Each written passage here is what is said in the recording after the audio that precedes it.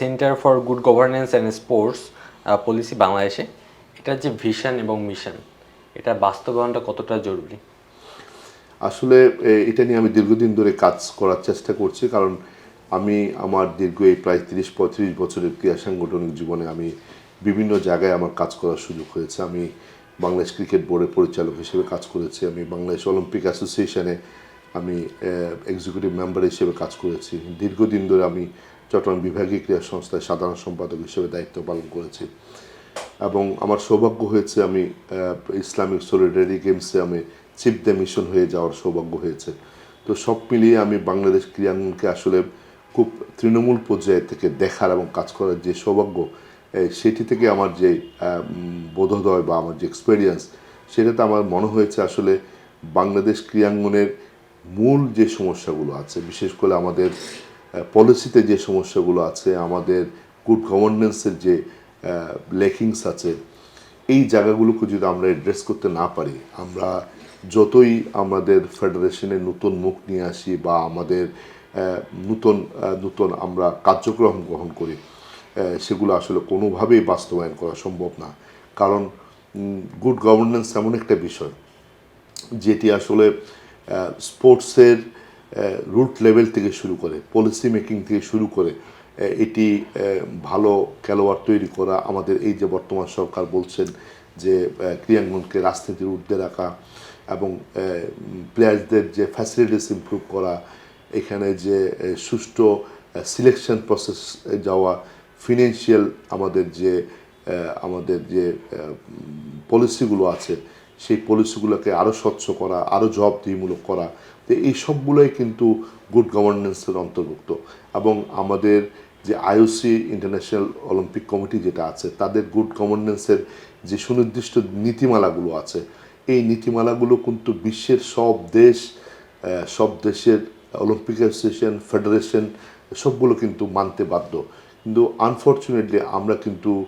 স্বাধীনতার এত বছর পরও আমরা আমাদের দেশে বিভিন্ন ফেডারেশনগুলোতে, ইভেনকি আমরা ক্রিকেট বোর্ডও আমরা 2 দিন পর পর কিন্তু অনেক অভিযোগ আমরা শুনি, অনেক জেন্ডার ইকুইটির সমস্যা এবং আমাদের ইফটিজিংয়ের সমস্যা, আমাদের এই যে ফিনান্সিয়াল যে করাপশনগুলো বিভিন্ন মাধ্যমে উঠে আসে,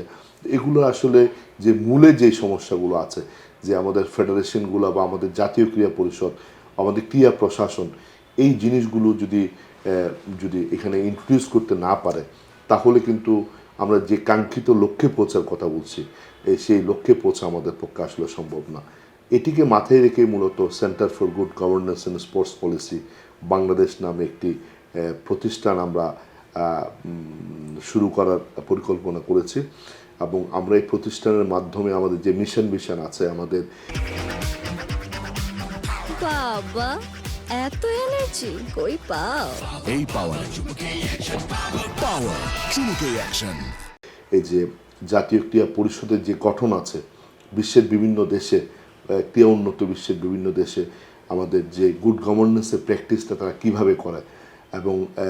জাতীয় ক্রীড়া পরিষদ কারা পরিচালনা করেন, ন্যাশনাল স্পোর্টস কাউন্সিলের ভিন্ন ভিন্ন নামে বিশ্বের বিভিন্ন দেশে আছে, যেমন ইউকেতে আছে ইউকে স্পোর্টস নামে,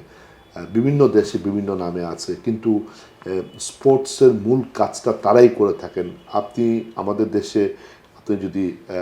ফলো করেন, আমাদের যে ন্যাশনাল স্পোর্টস কাউন্সিল যেটা আছে,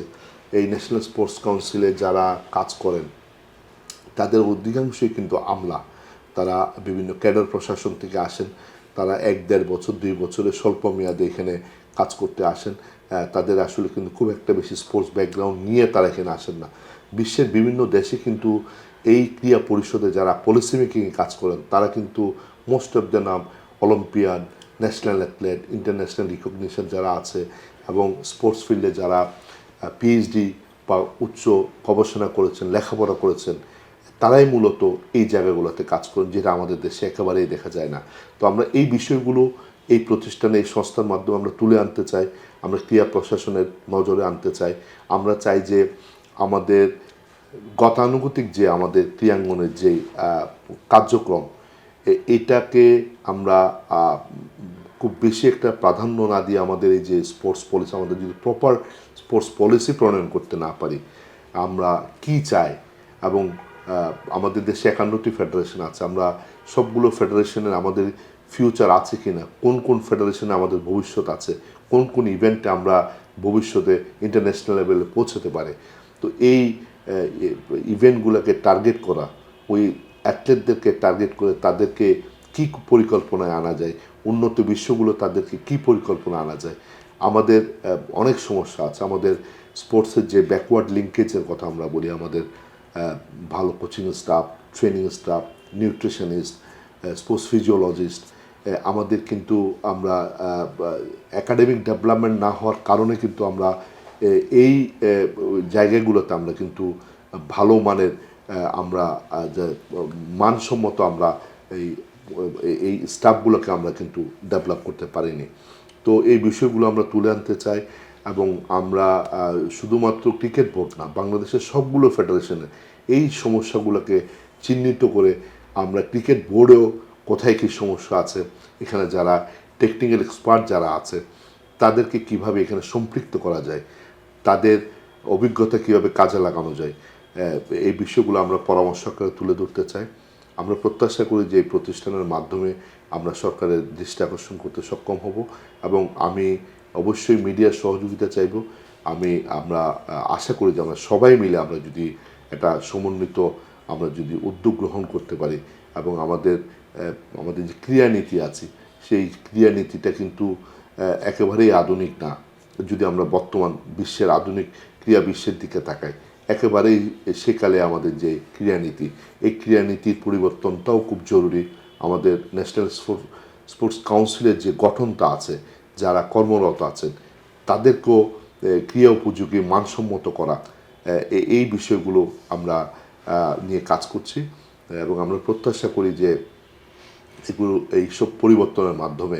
আমাদের স্পোর্টসটাকে সাস্টেনেবল ডেভেলপমেন্টের যে কথা আমরা বলি সেই পথে আমরা হাঁটতে পারবো।